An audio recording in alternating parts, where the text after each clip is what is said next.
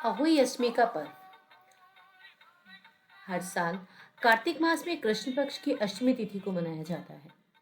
इस दिन माताएं अपनी संतान की लंबी उम्र के लिए निर्जला व्रत रखती हैं और रात में तारों को जल अर्पित करने के बाद ही व्रत को खोलती हैं। अहोई अष्टमी के दिन अहोई माता यानी माता पार्वती के ही स्वरूप की पूजा की जाती है। इस बार इस व्रत में करवा चौथ में इस्तेमाल किए गए करवे में जल भर लिया जाता है। शाम को माता की विधि विधान से पूजा के बाद उन्हें फल फूल और मिठाई का भोग लगाया जाता है। उसके बाद तारों को करवे से अर्घ देने के बाद रात में व्रत का समापन किया जाता है। इसके बाद अहोई माता की व्रत कथा सुनी जाती है। उसके बाद ही अन्न तथा जल ग्रहण किया जाता है। इस करवे के जल को दिवाली के दिन पूरे घर में छिड़क दिया जाता है। मान्यता है कि अहोई माता की पूजा करके उन्हें दूध चावल का भोग लगाना शुभ होता है। इस दिन महिलाएं व्रत रखकर अपनी संतान की रक्षा और दीर्घायु के लिए प्रार्थना करती हैं। जिन लोगों की संतान नहीं हो पा रही है उनके लिए ये व्रत विशेष फलदायी है। सामान्यतः इस दिन विशेष प्रयोग करने से संतान की उन्नति और कल्याण भी होता है। ये उपवास आयु कारक और सौभाग्य होता है। अहोई माता की जय।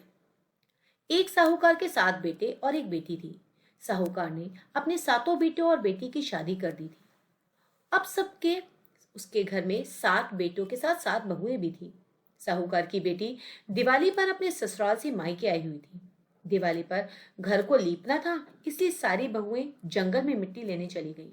साहूकार की बेटी भी अपनी भाभीयों के साथ चली गई।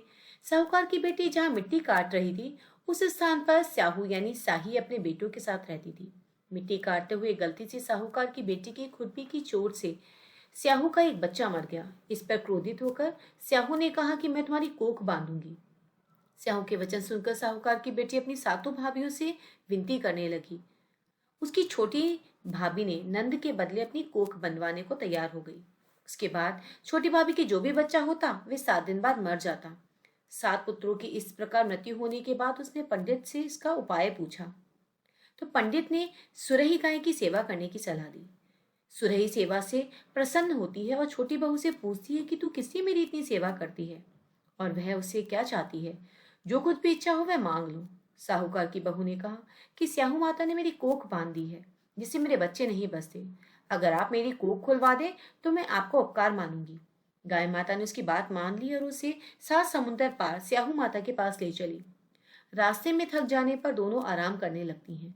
अचानक ही साहूकार की छोटी बहू की नजर एक ओर जाती है। वह देखती है कि एक सांप गरुड़ पंखनी के बच्चे को डसने जा रहा है और वह सांप को मार देती है। इतने में गरुड़ पंखनी वहां आ जाती है और खून बिखरा हुआ देखकर उसे लगता है कि छोटी बहू ने उसके बच्चों को मार दिया है। इस पर वह छोटी बहू को चोंच मारना शुरू कर देती है। छोटी बहू इस पर कहती है कि उसने तो उसके बच्चे की जान बचाई है। गरुड़ पंखनी इस पर खुश होती है और सुरही सहित उसे स्याहू के पास पहुंचा देती है। वहां छोटी बहू स्याहू की इतनी सेवा करती है। स्याहू छोटी बहू की सेवा से प्रसन्न होकर उसे 7 पुत्र और 7 बहू होने का आशीर्वाद देती है। स्याहू छोटी बहू को 7 पुत्र और 7 पुत्र वधुओं का आशीर्वाद देने के साथ ही कहती है कि घर जाने पर ही तू अहोई माता का उद्यापन करना। 7 अहोई बनाकर 7 कढ़ाई देना। उससे घर लौटकर देखा तो उसके 7 बेटे और 7 बहुएं बैठी हुई थी। वे खुशी के मारे भाव भाव विभोर हो गई। उसने 7 अहोई बनाकर 7 कढ़ाई देकर उद्यापन किया। अहोई का अर्थ होता है अनहोनी को होनी बनाना, जैसे साहूकार की छोटी बहू ने कर दिखाया था। जिस तरह अहोई माता ने उस साहूकार की बहू की कोख को खोल दिया, उसी प्रकार इस व्रत को करने वाली सभी नारियों की अभिलाषा पूरी करें। अहोई माता की जय। अहोई माता मैया जय अहोई माता तुमको निस दिन ध्यावत हर विष्णु धाता ओम जय अहोई माता ब्रह्माणी रुद्राणी कमलम तू ही है जगदाता जो कोई तुमको ध्यावत नित्य मंगल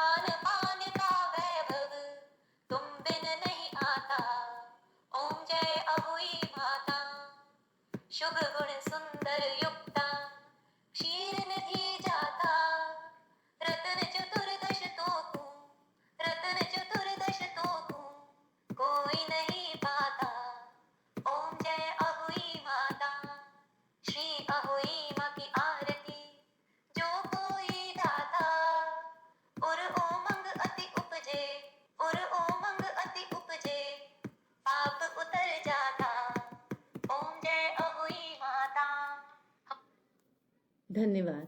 उम्मीद करती हूँ आपको ये वीडियो पसंद आई होगी। कृपया इसे लाइक और शेयर ज़रूर करें। अहोई माता की जय।